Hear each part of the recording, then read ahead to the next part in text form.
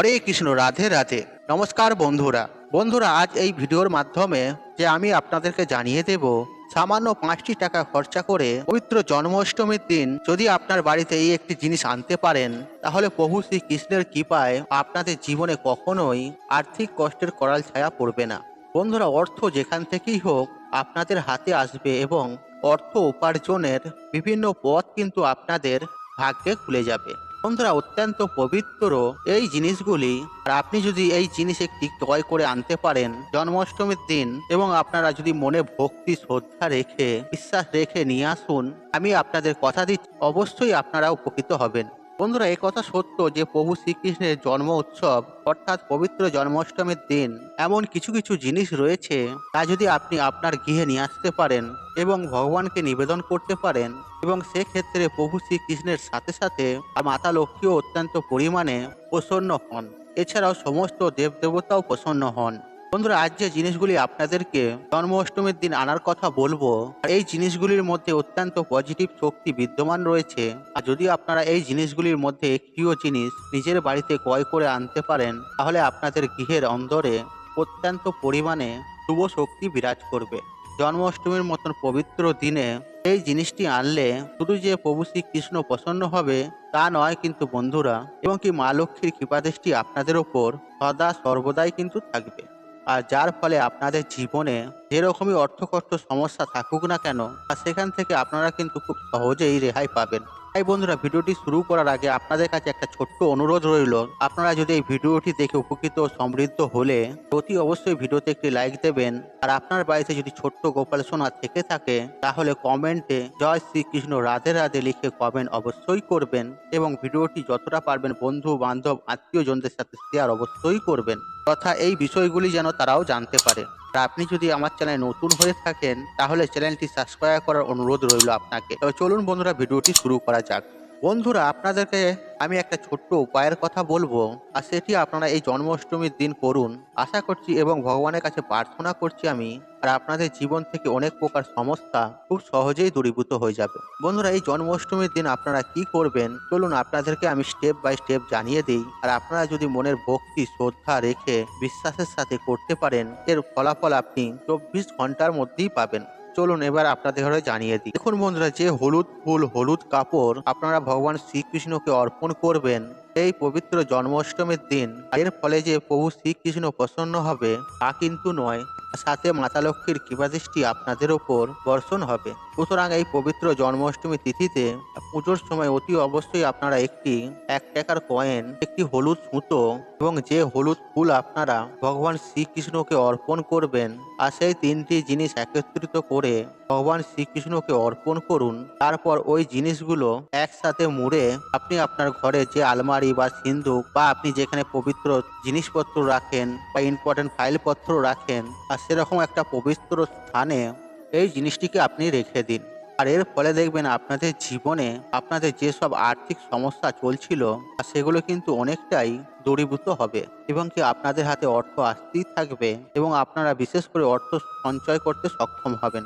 তাই সুতরাং বন্ধুরা, এই উপায়টি আপনারা অবশ্যই করে দেখুন। মনের বিশ্বাস ভক্তির সাথে ফল পাবেন হাতে নাতে।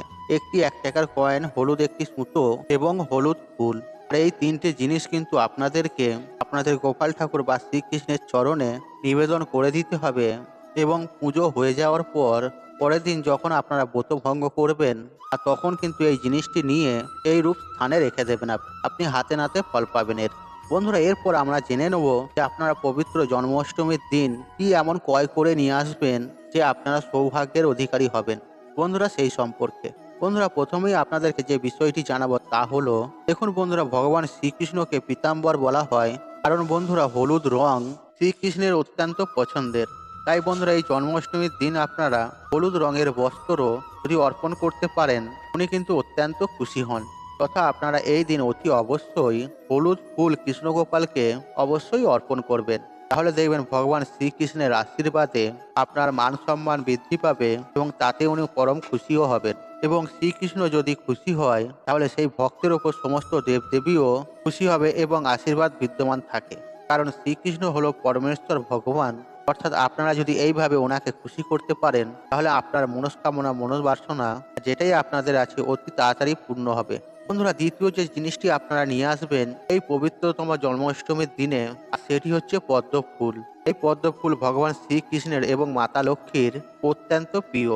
আর সুতরাং আপনারা যদি এই জন্মাষ্টমীর দিন কৃষ্ণ ভগবানকে পদ্ম ফুল যদি অর্পণ করতে পারেন, তাহলে প্রভু শ্রীকৃষ্ণের আশীর্বাদ যেমন আপনারা লাভ করতে পারবেন, ঠিক তেমনই মাতা লক্ষ্মীরও আশীর্বাদ কিন্তু আপনারা খুবই সহজেই লাভ করতে পারবেন। বন্ধুরা, একই সঙ্গে আরেকটি বিষয় আপনাদেরকে জানিয়ে রাখবো, আর আপনারা যদি পারেন অতি অবশ্যই জন্মাষ্টমীর দিন পদ্ম ফুলের বীজ বাড়িতে সংগ্রহ করে নিয়ে আসবেন এবং সেটি ভগবানকে স্মরণ করে অর্পণ করে দেবেন। তারপর পুজো শেষ হয়ে যাওয়ার পর একটি হলুদ কাপড়ের মধ্যে মুড়ে সেই পদ্ম বীজগুলি আপনি আপনার আলমারি বা লকারে রেখে দেবেন।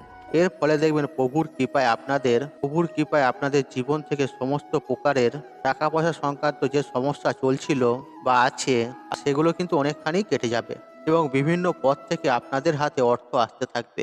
তৃতীয়ত বন্ধুরা, আমরা প্রত্যেকেই জানি আর শ্রীকৃষ্ণের প্রিয় অত্যন্ত বস্তুটি হলো ময়ূর পালক, যা তিনি সর্বদাই ধারণ করেন নিজের মস্তকে। সুতরাং আপনারা যদি এই জন্মাষ্টমীর দিন আর বাজার থেকে একটি হলেও ময়ূর পালক ক্রয় করে ভগবান পরমেশ্বর কৃষ্ণ গোপালকে অর্পণ করতে পারেন, তাহলে উনি অত্যন্ত আপনার ওপর খুশি হবে এবং আপনার সকল মনস্কামনা মনোবাঞ্ছনা পূর্ণ করবে।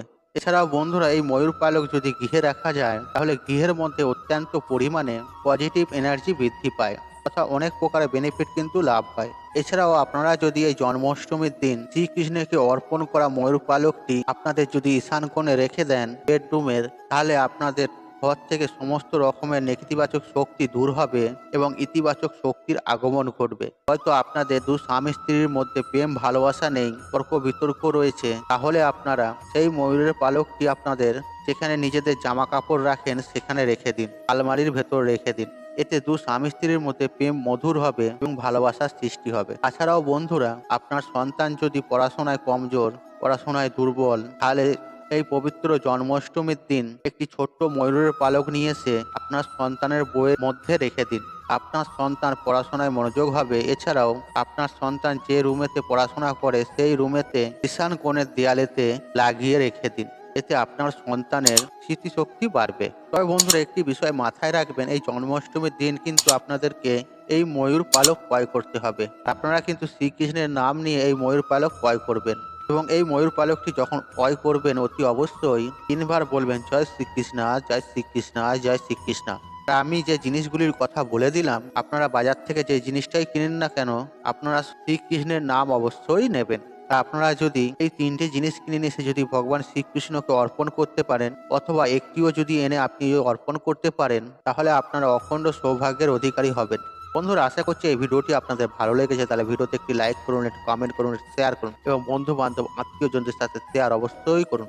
মনে রাখবেন, আপনার একটি শেয়ার অনেক মানুষকে উপকৃত করে তুলতে পারে। আর আপনি যদি আমার চ্যানেল নতুন হয়ে থাকেন, তাহলে চ্যানেলটি সাবস্ক্রাইব করুন এবং পাশে থাকুন অন রাখুন, কারণ নিত্য নতুন ভিডিও সবার আগে দেখার জন্য।